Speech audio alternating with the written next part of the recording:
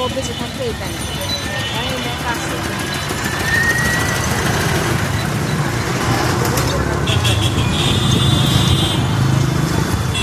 আল্লাহ রাখি ওর ড্রাগন ফলটা